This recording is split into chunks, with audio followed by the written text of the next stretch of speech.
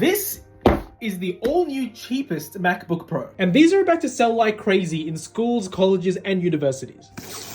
So starting at $1,600 this new 14-inch base model M3 MacBook Pro is actually slightly more expensive than the 13-inch M2 MacBook Pro that this one replaces. But this one is so much better. And you'll see why in a few seconds. So let's set this aside for now and see what you get in the box, which is your standard paperwork, your USB-C power adapter, as well as a fully braided USB-C to MagSafe cable. Because yes, this new base model M3 14-inch MacBook Pro has more ports, such as MagSafe, the two Thunderbolt USB-C ports you had before, and your headphone jack, as well as now full-sized HDMI and a full-sized SD card slot. But this is the biggest upgrade to the base model MacBook Pro, because now even the cheapest MacBook Pro has the fully uncompromised 3K 120Hz mini LED display. It's crazy bright, super color accurate, and buttery smooth because it's 120Hz. This is the cheapest 14-inch MacBook Pro next to the most expensive 14-inch MacBook Pro. They have the exact same amazing display, the great keyboard, the great trackpad, the amazing speaker setup, and overall, the exact same form factor. But this base model 14-inch MacBook Pro actually has the better battery life with up to 22 hours of active usage.